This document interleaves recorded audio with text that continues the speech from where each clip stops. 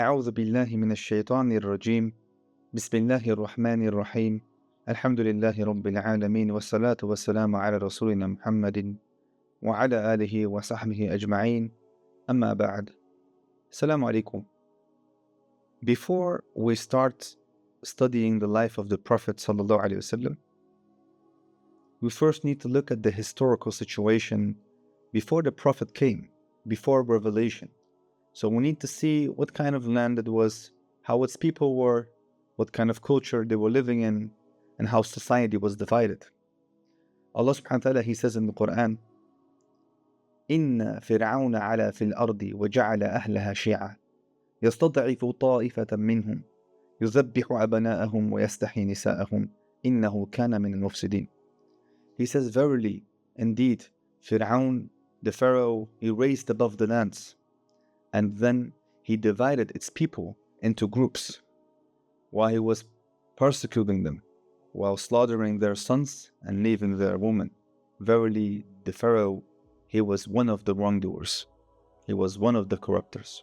As you can see, Allah subhanahu wa ta'ala, He says in this surah, in this verse, He says that the Pharaoh was someone that raised above the lands. And He tells how he did injustice to people, how he harmed people, how he divided them in groups. And this was before Musa alayhi salam came with revelation. Why is it important for us to understand this matter? Why does the Qur'an tell us about this? Because for us to understand in what kind of situation Musa alayhi salam was, to correctly understand the action of Musa alayhi salam, we need to know the society he was living in. This is the method of the Qur'an. The Qur'an doesn't only tell us about goodness, it doesn't only tell us about khair or about the believers and the muttaqeen. No, the Qur'an also tells us about the misguided. It also tells us about shar. This is a very important point that Muslims of today leave. And because of they leave this fact out of their situation while they are doing dawah or doing khair, they forget that Allah subhanahu wa ta'ala also taught the people about shar. And this is a very important matter for us. Allah subhanahu wa ta'ala, He says in Surah Al-An'am, He says, and just like this, we have explained our verses in detail, so you may know the way of the wicked, of the guilty people. So this is a very important matter. Allah subhanahu wa ta'ala in the Qur'an, He says clearly that He has explained His verses in detail, so we can know what is good and we can know who are evil. This is the method of the Qur'an. So when we are teaching our children about the Seerah of the Prophet, we need to tell them about khair, about the goodness, about the Sahaba, but we also need to tell them about Quraysh. We also need to tell them about shar. We also need to tell them about the mushrikeen. This is the method of the Qur'an. The world was divided in three superpowers. One is, which we know as current Europe, is the Roman Empire and the Byzantine Empire. They were polytheists, so they didn't have any monotheistic belief or one of the Abrahamic religions that they followed. And they were mainly busy with art and philosophy. But after Jesus, Isa alayhi salam, returned to Allah subhanahu wa ta'ala, after 300 years, the Roman Empire, they accepted Christianity. But the reason why they accepted Christianity was not because they accepted Tawheed or they accepted the dawah of Isa alayhi salam. No. The reason they accepted Christianity was to take control over Christianity. When the Christians were growing in numbers, they were actually getting worried and they couldn't stop it. So for over 300 years, they killed Christians. They persecuted them. They slaughtered them. But when they saw that Christianity wasn't stopping to grow, they thought of another strategy and they started to fight against this religion, to fight against Christianity with another religion. What do I mean by this? So by accepting Christianity, they took control over Christianity and then they started to corrupt it slowly. After a couple of years, Christianity started to change. And this was the best strategy to corrupt Christianity. By having the Romans accept Christianity, they didn't become Christian, but Christianity became corrupted by the Romans. A monotheistic belief got corrupted into accepting a triune God. The Roman and Byzantine people were also known for their amusement. They really liked amusement, just like the current Europe today. They're addicted to it. And they had similar things. I can give an example. Like in the Roman Empire, they had a Colosseum. And in the Colosseum, they were holding fights and tournaments, and you had gladiators and other fighters who came there from different places to fight each other to the death. This is actually very similar to the current fights we have today with kickbox and MMA and boxing matches. You see two people or two women fighting each other and other people yelling at the tribunes and watching. So what is it like to live in the Byzantine or Roman Empire in that time? Actually, there's one important thing we all need to know, is during that time there was no injustice. The strong ruled over the weak, and they get oppressed, and that's how the rules works. It was the survival of the fittest.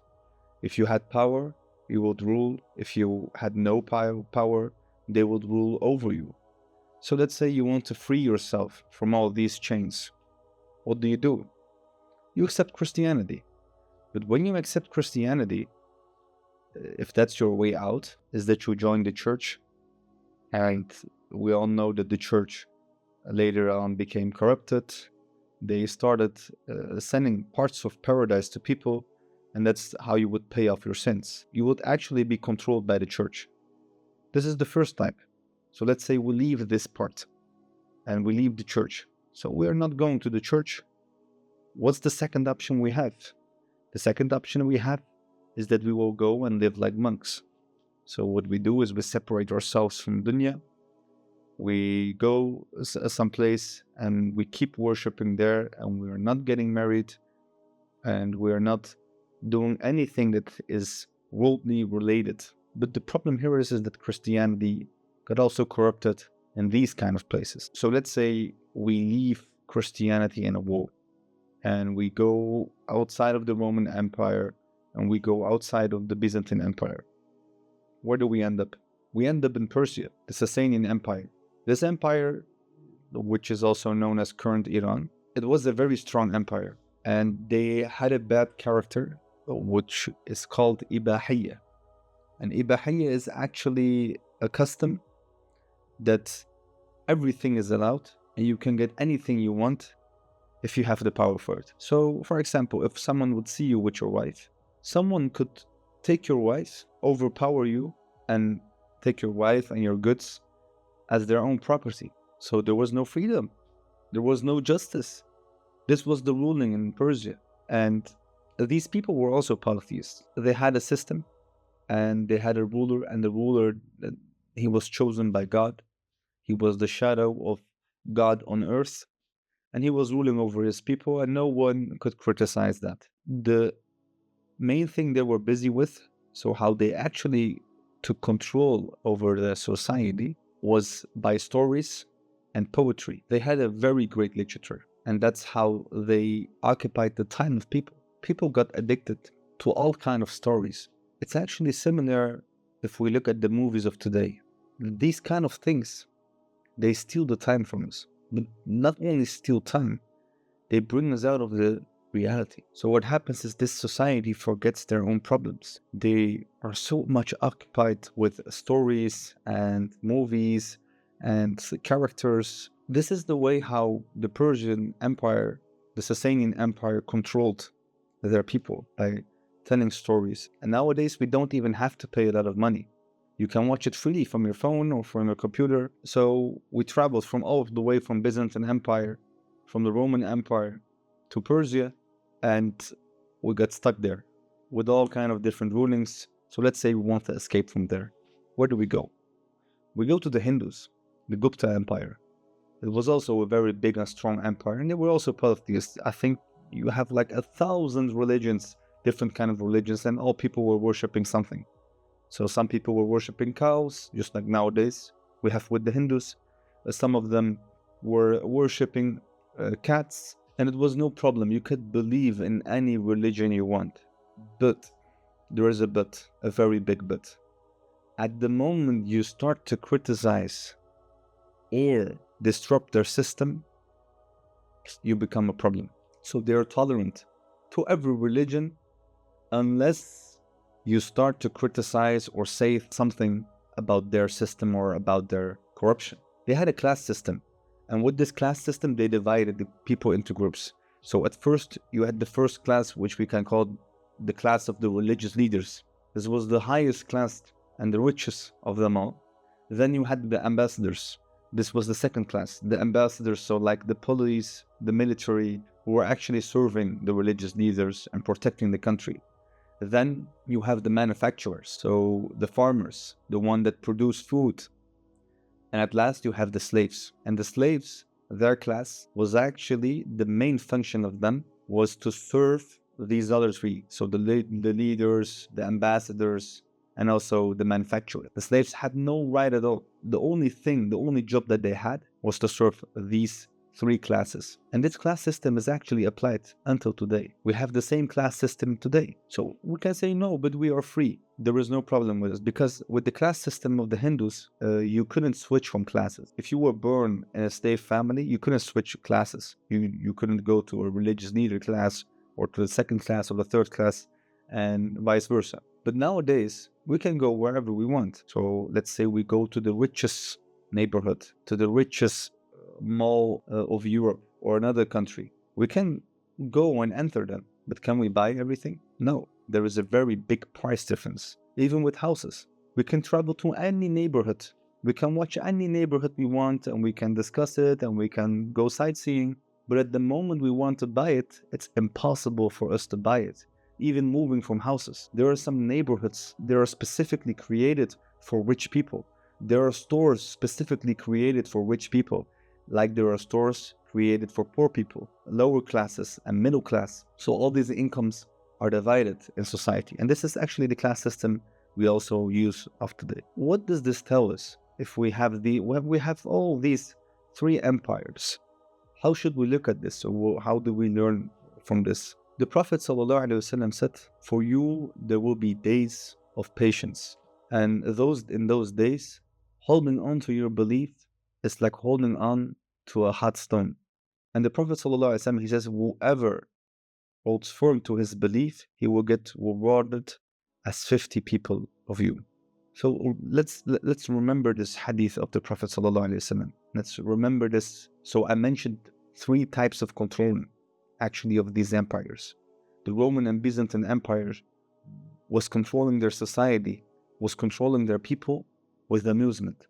Then we have the Sasanian Empire, the Persians, who were controlling their people with stories, with fiction. And then we have the Hindus, who were controlling their people with a vast class system. Today, these three combined are applied in our society. We have all these kind of tools they use to control us, with amusement, with stories, with a class system. We can't even get out of it. And we're getting attacked from all over the world. In virtuality, we're getting attacked. Mentally, we're getting attacked. In our homes, we are getting attacked. Through social media, we're getting attacked. From every side, there is a danger that can attack our religion. And that's why the Prophet ﷺ said, for you, there will be days of patience. And the main thing we need to do here is to hold on to our belief firmly. Even if it's difficult for us, even if we lose some skin, we need to go and continue, because we will get rewarded like 50 people of us. But when the Prophet ﷺ, when he mentioned this matter, the Sahaba, they asked, Ya Rasulullah, you mean 50 people of them? The Prophet ﷺ said, no, 50 people of the Sahaba. So we will get rewarded like 50 people of the Sahaba. And maybe this is the way how we can close that big gap between us and the Sahaba. Like if we look at the Sahaba, they are miles away from us. They are so far away, we can't even see their shadows. They are disappearing in the horizon. But by remembering this hadith, remembering these days of patience and how big it is to hold firm to your belief during these days, maybe this is the way how we can close the gap. Even if it is a little bit, we can get closer to the Sahaba with our rewards. Inshallah, in our next lesson, we will go more deeply into detail of the Arabs and what kind of people the Arabs were and their history.